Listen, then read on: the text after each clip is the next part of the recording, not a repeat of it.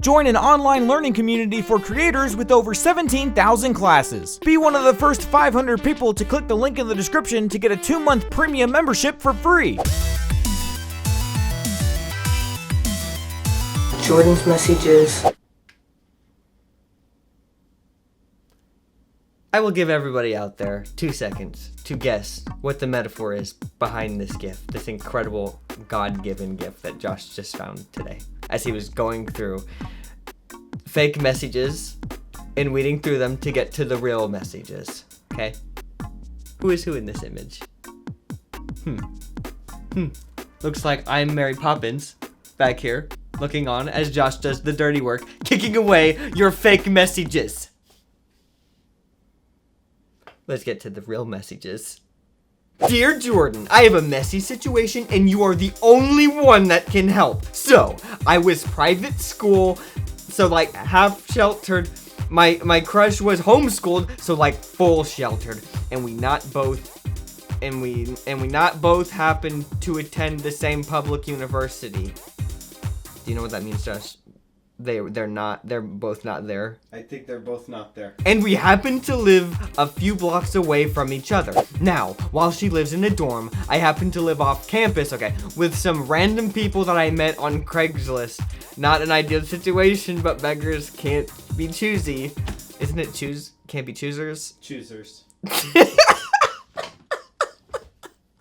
Anywho, my crush of 4 years has mentioned several times that she thinks we should do a movie night at my place and invite some people from our church. The problem, however, is that my roommates are into some, let's just say, secular stuff.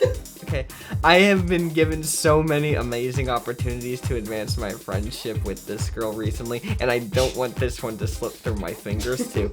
Is there any solution to this that doesn't end messy? Thanks so much, Brian.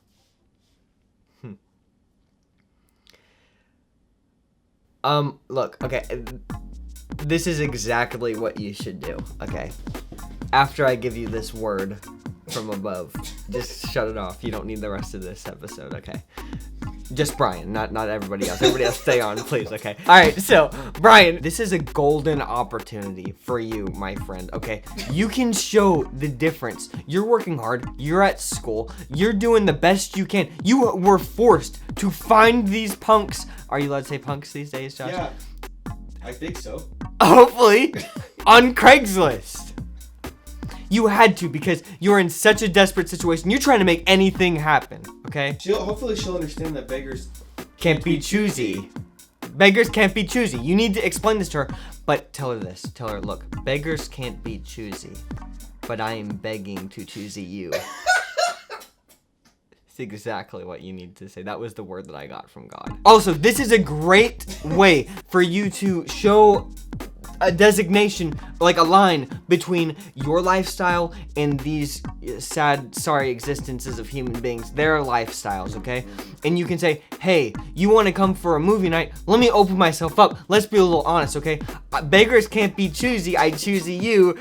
But here's the thing. I am living with some people who aren't very good people, and I don't really want to expose you to those kinds of people. So how about we do something out somewhere? And that way she's been warned. If she still wants to, it can't be that bad. Yeah. She doesn't know how secular these guys are. They don't. She doesn't know how secular these dudes are. She doesn't know. Okay, I don't even know. This whole thing could just be, it's blown up and it's actually nothing. But look, okay, Brian, stay for the ad and then just shut it off, okay? Because you need to get this done. Hi, Jordan. My husband has this friend from work, and he's a nice guy, I guess, and his wife is nice, too.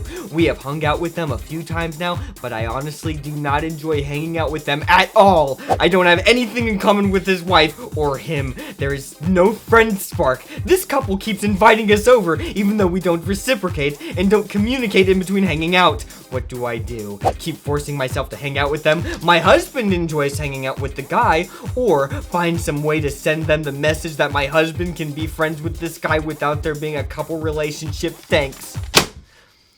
I'll tell you something, Josh, that does not make any sense in this message, okay? She's this double talk here. She's saying, I don't have anything in common with his wife or him. There is no friend spark. Then she says, this couple keeps inviting us over even though we don't reciprocate. Then, next sentence, she says, my husband enjoys hanging out with the guy. But then she says, we don't reciprocate. Ooh. Right, okay, look. All right, that was a telltale sign for me. Something right here, okay? Look, I don't want to come across as harsh. I understand the situation. It's kind of annoying when you're not like, you know, you're not feeling that, as you said, that friend spark. Look, you don't need to be mean. This message is coming across as slightly mean, all right? And I don't think that you're a mean person. I just think that you need a little perspective on what relationships and friendships are and mean to different people. You don't have to be best friends with this person. Your husband likes hanging out with the husband, but if you, like, can you not, for like, you know, an afternoon, just talk to this girl who actually seems like she really likes you because they want to hang out and she probably doesn't have any friends. She's a nice person. Yeah, she's a nice person, and you're like, no, can I just not go, husband, and then you can go because we don't reciprocate. Just hang out with the guy. Right. Why do the women have to get involved? Right. It's not seeming normal. It is normal, but it's not right. Okay.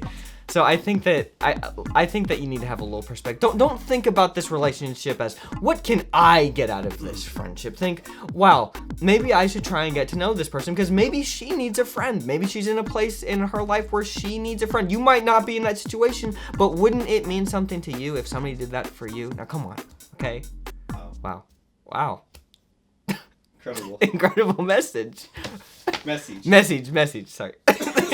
Guys, I know we learn a lot on this show, but my personal favorite place to learn skills on the internet is Skillshare. Skillshare gives you unlimited access to classes that give you the skills you need to do any creative project you want. It's an online learning community with thousands of classes in all kinds of trades. No matter what you want to learn, Skillshare has you covered. Like, suppose you want to learn how to mix music, or learn HTML, or become a better writer. Skillshare has classes for that. They also have classes on storytelling, which I really enjoy. They have classes on video editing, photography, and much more. When you get a premium membership, it gives you unlimited access to high quality classes from experts working in their fields. Skillshare is great because it helps you learn new skills, unlock new opportunities, and do the work you love. The best part is that Skillshare is way more affordable than those other learning platforms. It's less than $10 a month for the annual subscription. But if you are one of the first 500 people to click the link down in the description below, you're going to get the first 2 months of Skillshare premium membership for free. Go do this. You will not regret it. The link is down in the description below. Go click it. Now, back to the messages. Hi, Jordan and Josh. I'll try to keep this short and simple. I'm in a relationship with this guy, and I'm starting to wonder if it's an unhealthy one. He's recently started pushing...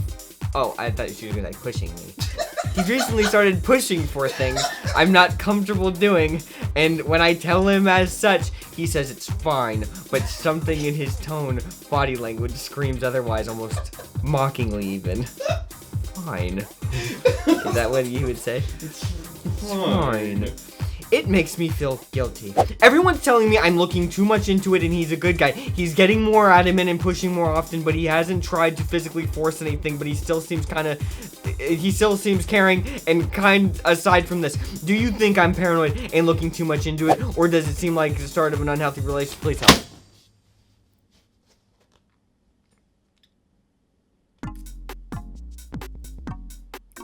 I think the obvious answer seems like the start of an unhealthy relationship, right? I don't really have anything else to say. I can't come up with anything clever to say, Josh. It just seems unhealthy. It's fine. Okay, it's fine. Every time, it's not fine. Every time you see this guy and he's like, you know, bringing you something, you know, he's bringing you flowers, whatever. Just every time you take a sniff of that flower, just remember, it's fine. Okay, that's all you have to do. And then you'll know it's unhealthy and get out of it, okay?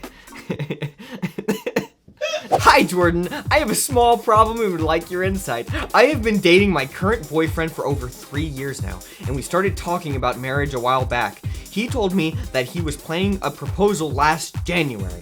I may have gotten overexcited because, you know, I started planning the wedding. I booked the venue and the caterer, and I bought my dress. Now the wedding is only 10 months away, and he still hasn't asked me. I'm starting to get nervous. Should I tell my boyfriend? I don't want to freak him out, but we need to make sure to get invitations and stuff. What do you think?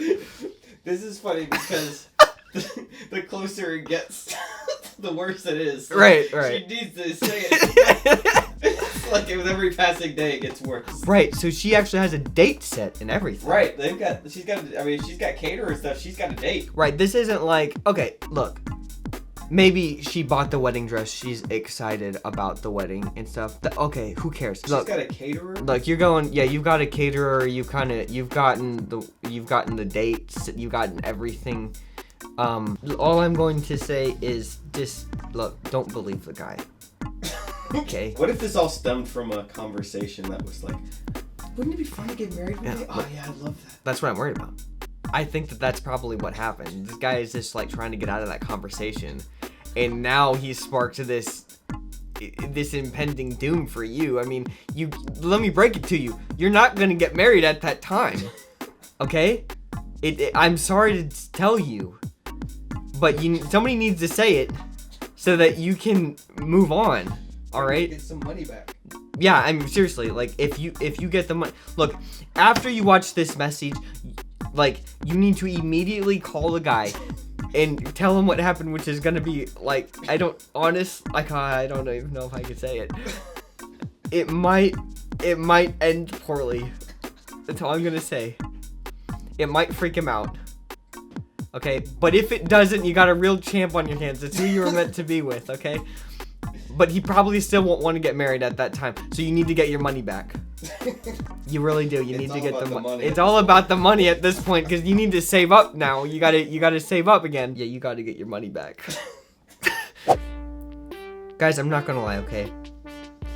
This has not been the funniest episode of Messages that we have ever done. Okay, I'll admit it. I don't care. Do I care if messages are non-stop hilariously funny? No, I don't think messages are funny. When I watch messages, this is how I watch it. It's not funny to me. It's real life. This is advice that is changing your life. Okay, what is funny about that? Today's episode was not the funniest episode of all time. Look, it's fine. But it was some of the best advice I have ever given, if I do say so myself. Okay, don't be messy. And leave good messages.